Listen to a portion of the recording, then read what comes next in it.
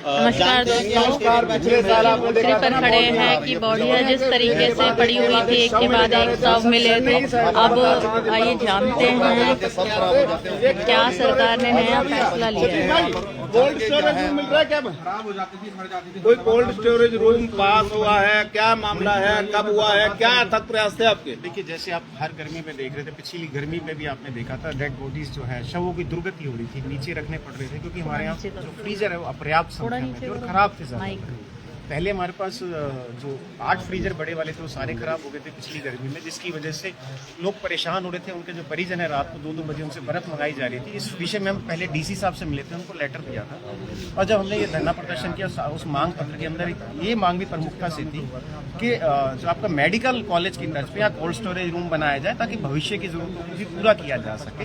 आनंद फानंद में अभी पीछे एसडीएम साहब भी आए थे, उनके साथ भी हमने जब साझा एक निरीक्षण किया था तब भी हमने यही मांग दोबारा दोहराई थी कि कोल्ड स्टोरेज रूम बना दिया जाए।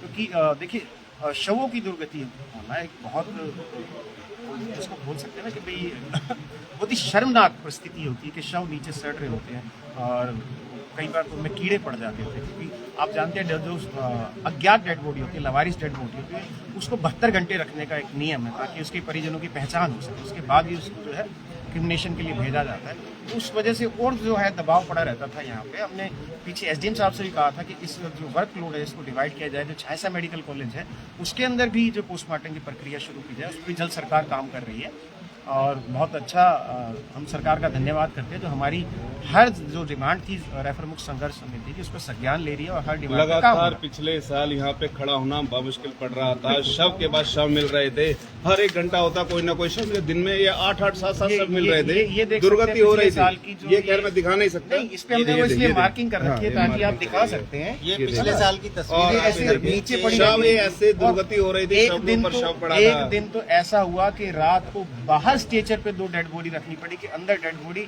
रखने के लिए स्थान भी नहीं बचा था ना। उसके बाद हम डीसी साहब से जाके तुरंत हमने जो उसके फोटोग्राफ लेके अखबार जो है समाचार पत्रों में भी और हमारे जितने न्यूज़पेपर और पोर्टल के साथी उन्होंने चलाई भी थी ताकि सरकार का ध्यान आकर्षित हो। डीसी साहब से हम गए तो डीसी साहब ने कहा था हमें कि सतीश भाई इसका काम होगा परंतु इतनी जल्दी नहीं हो सकता। तो हमने उनसे कहा था कि कम से कम आप जो है बर्फ की व्यवस्था तो करा दें। ये उस समय फिर बर्फ भी हम अपने पैसों से खरीद के लाए थे ताकि रात को किसी को परेशानी ना हो, बॉडी ना सड़े।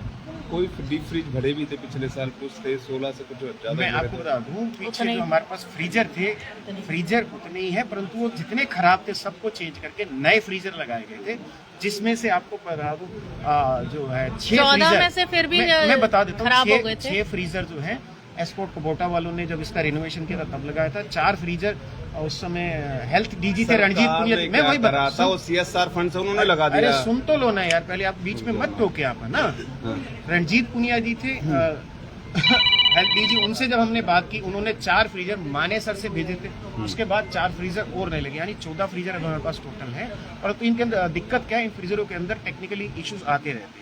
ज्यादा गर्मी में ये खराब हो जाते हैं, इनके कंप्रेसर फूट जाते हैं। इसलिए हमने कहा था एक कोल्ड स्टोरेज रूम बना ले ताकि जो है बार बार की दिक्कतें ना हो, आम जनता को राहत मिले और शव की दुर्गति ना हो। सर मोर्चे पे गैप भी तो कम है सर, सतीश जी गैप तो कम है। जब बॉडी आती है तो मतलब कहीं बॉडी रखने की जगह नहीं है, इसलिए कोल्ड स्टोरेज रूम की हमने मांग की थी कि हमने छोटे 2 कमरों में वो रखाने पड़े क्योंकि जगह नहीं है यहाँ। सतीश जी कब तक ये काम शुरू हो जाएगा? देखिए, इसका जो है सीएमओ साहब ने भी भेज दिया लेटर, एसडीएम साहब से प्रपोजल गया और सरकार ने इसको स्वीकृत किया है। प्रपोजल जल्दी देखो, उसमें ऐसा तो नहीं है कि धरातल पे कागजों में रह जाएगा बस।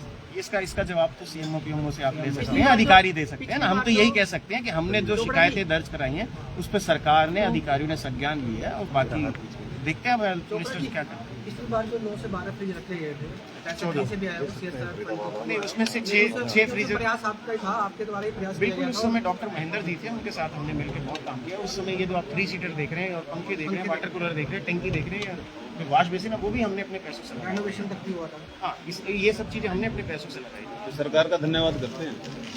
बिल्कुल, देखिए सरकार अगर काम करती है तो उसका धन्यवाद भी करना हमारा फर्ज है और सरकार अगर किसी क्षेत्र में काम नहीं करती उसका ध्यान आकर्षित धन्यवाद करते हैं। लड़ाई भी करेंगे। सुन लीजिए, 8 महीने से धरने बैठे उसका फल अब शायद मिलता दिखाई दे रहा है। बिल्कुल। देखिए, सरकार जिस तरफ काम नहीं कर रही थी उस तरफ ध्यान आकर्षित कराना पत्रकार साथियों का, सामाजिक जो कार्यकर्ता है हैं, सोशल एक्टिविस्ट हैं, उन सबका कर्तव्य होता है कि सरकार का उस पर ध्यान देना और सरकार उस पर काम करे। और जब तक काम नहीं होता तब तक तो देखिए घर में भी झगड़ा होता ही है कि हमें ये चीज़ चाहिए, जिद भी करनी पड़ती है। उसके लिए हमने भूख हड़ताल भी की, जिद भी की कि भैया जब तक आप काम शुरू नहीं करोगे हम नहीं हटने वाले। चोपड़ा जी लगातार खुशखबरी दे रहे, कल भी हुआ, आज भी हुआ, कहीं ऐसा नहीं कुछ और भी बाकी है अभी? नहीं, मैंने अभी हमारे को जो सूत्रों से पता चला था, नायब सिंह सैनी जो सीएम हरियाणा है, वो 15 अगस्त को बहुत सारी जो परियोजना है उनका उद्घाटन करने वाले स्वास्थ्य में लगभग 14 जिलों में। हाँ, लगभग 2374 करोड़ की परियोजना और 597 करोड़ की अतिरिक्त परियोजना जो स्वास्थ्य के क्षेत्र में वो करेंगे इनोग्रेशन। उसके बाद हम धन्यवाद करने भी भविष्य जाएंगे। घर में कब होगा कोल्ड स्टोरेज?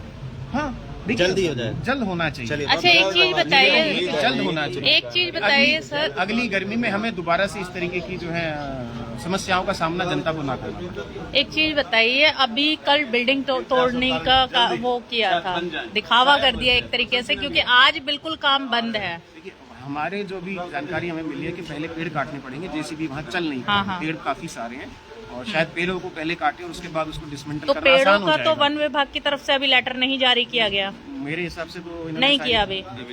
नहीं किया होगा तो हाँ। वो प्रशासनिक काम है। तो मुझे ये बिल्कुल हम आश्वस्त हैं, एसडीएम साहब इसमें और डीसी साहब पर्सनली इंटरेस्ट ले रहे हैं ताकि ये जल्दी से जल्दी इसको डिसमेंटल किया जाए, क्योंकि सीएम साहब भी चाहते हैं कि 15 अगस्त तक हम इसके अंदर यहाँ पे नींव रखी जाए। ठीक। ठीक है।